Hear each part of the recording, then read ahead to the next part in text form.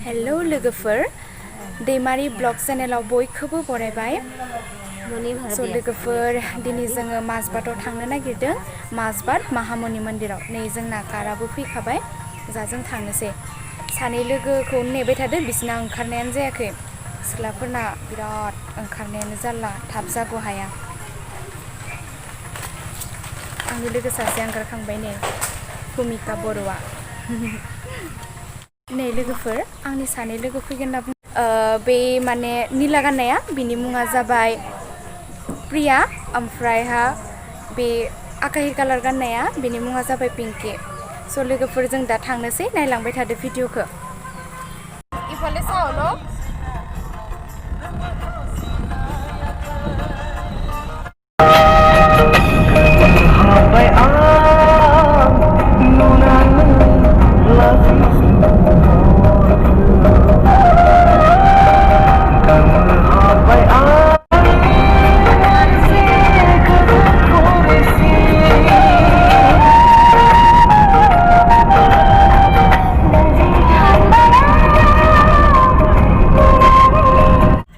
नै जों दा धनस्रिघाट सफैबाय बे धनस्रिघाट दलं खाथियावनो आरो गंसे शिब मन्दिर दङ बेबो बिराद मोजां दैसा खाथि नालाय बेनिखायनो मोजां आरो नै बे जाबाय धनस्रिघाट दलं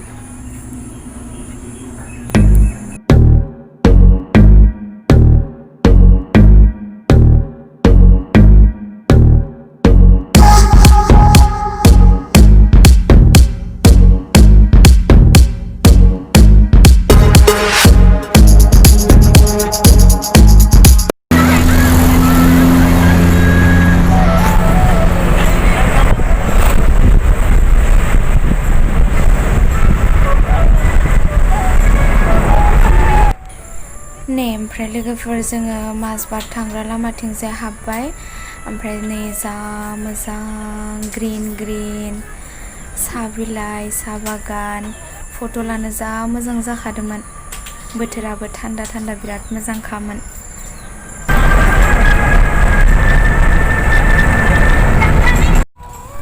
नै ओमफ्राय जों सफैबाय बेनो जाबाय मन्दिरथिंजाय हाबलांग्रा लामाया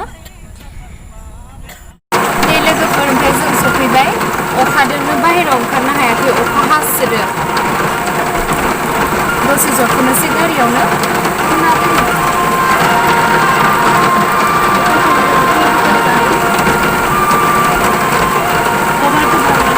ओइ आহি পাইছে আৰু বৰষুণো দিছে ন আহিও পাইছে বৰষুণো দিছে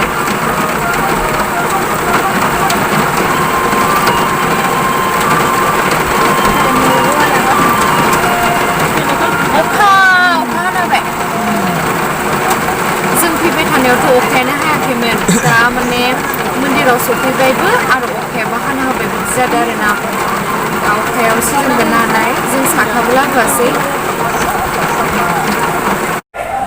नै लोगोफोर जों दा सफैबाय फुजा खालामनोसै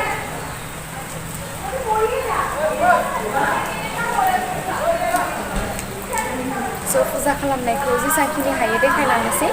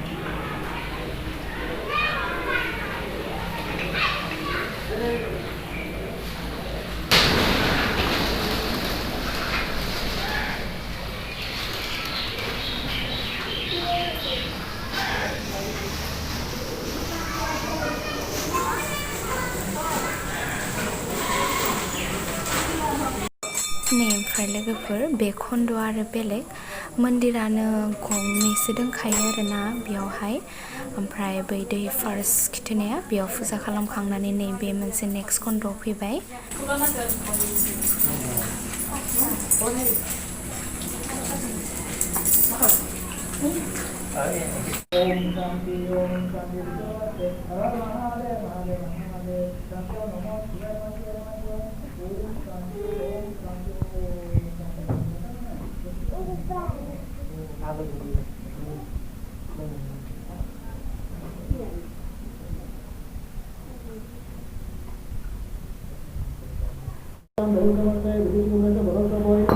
Om Namo Shivaya Karanantile Vidyanam Parmeshwara Om Namo Shivaya Namah Shivaya Namah Shivaya Om Shanti Namaste Har Har Mahadev Mahadev Mahadev Om Shanti Om Namo Shivaya Namah Shivaya Namah Shivaya Om Shanti Om Shanti Om Shanti Om Namo Shivaya Namo Om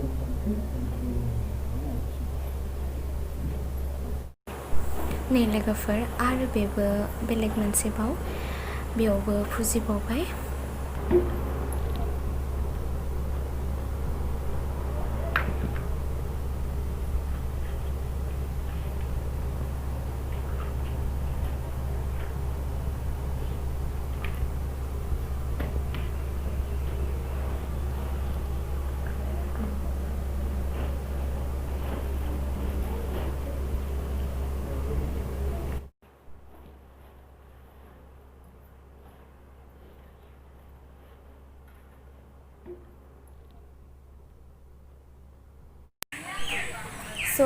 लोगोफोर जों खला लगायखांजोब्बाय।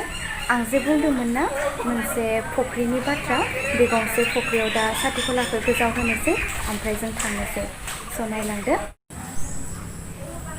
नै लोगोफोर जों दा फख्रियाव सफैबाय। बे फख्रियावहा ओमफ्राय खलाखौ लगायनानै गोजाव होनोसै। नुहुरदो ना?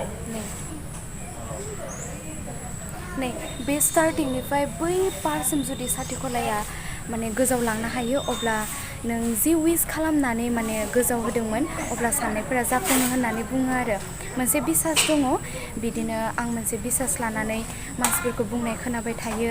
ओमफ्राय बिदिनो मोनसे बिसास लानानै बा मोनसे आंबो बिदिबा थांगोन होननानै गोसोनि साननाया जाफुङोबा होननानै आं फैबाय आरोना। आं मेट्रिक होनायनि सिगांनो फैदोंमोन। ओमफ्राय उन्दैयाव खनसे फैदोंमोन, दादो खोनथाम जाबाय आरो आङो फैनाया।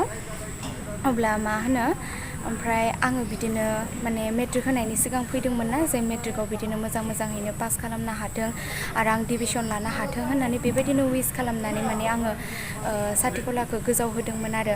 थारैनो ओमफ्राय आंनि साननाया जाफुंबाय आरो। स' लोगोफोर नोंसोरबो जुदि सानोब्ला बे जोंनि माजबाट महामुनि मन्दिराव फैबानो जाबाय। स' इसोरनि सायाव बयहाबो बिसास थानांगौ, मा होनो लोगोफोर। स' आं दा खलाखौ लगायनानै गोजाव होनोसै।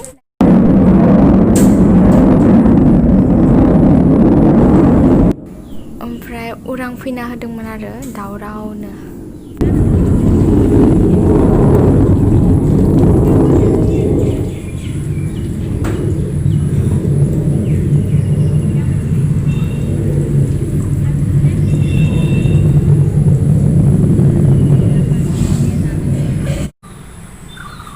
स'थ' बावनाय थिनाया जोबखांबाय। नै लोगोफोर आं हगार हरबाय।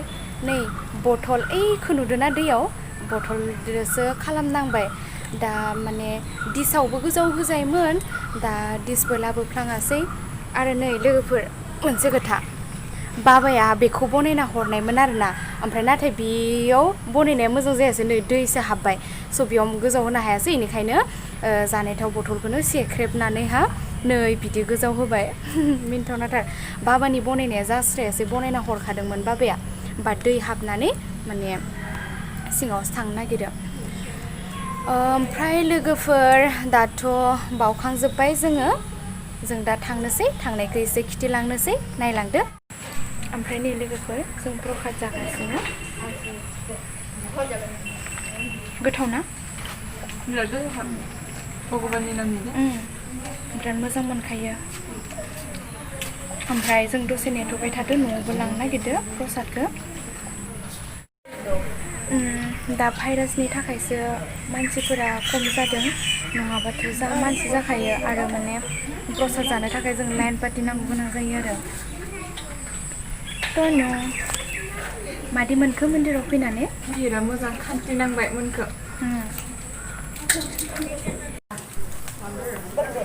लोगोफोर जोबखांजोब्बाय जोंना बावनायफोरा दा जों थांनोसै गारियाव गाखोनोसै ओमफ्राय मोनसे बाथ्रा दं मा होनो लोगोफोर बेयाव माने बे मन्दिरनिफ्राय प्रसाद लांनोबा न'आव बायनानैसो लांनांगौ आरोना लकडाउन नङाबाथ' माने बे दाथ' लकडाउन नालाय नङाबा ओरैनो नर्मेल टाइमावहा टिकेट होयोमोन आरो दा टिकेट होलायलायाखै आखाइ 10 थाखा होनानै जों प्रसादखौ लाबाय तनु खोन्थिलाय जोंनि प्रसाद लानायखौ एसे 10 थाखा आरोना थफ्लासेयाव जों बारा लांनो नागिरदोंमोन नाथाय प्रसादानो गैला आरोना जेखिनि दंमोन बेखौनो लाबोबाय जोङो दा जों थांनोसै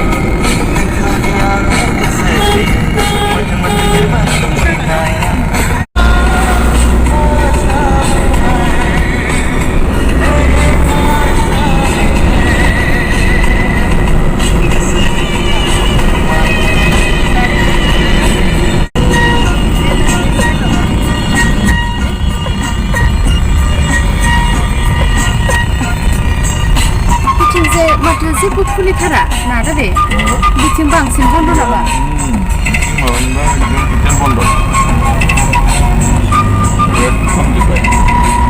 इथिं कर'ना मोनदों नामा माजबाटाव मोनदोंमोन ना माजबाटाव मोनदोंमोन आरोना बेखिनियावथ' जेबो बिदि प्रब्लेम गैयादां ना लोगोफोर आं सफैबाय आंनि भिडिअखौ नायनानै मोजां मोनबायबा like comment subscribe and share खालामना होबानो जाबाय थेंक इउ फर वाचिं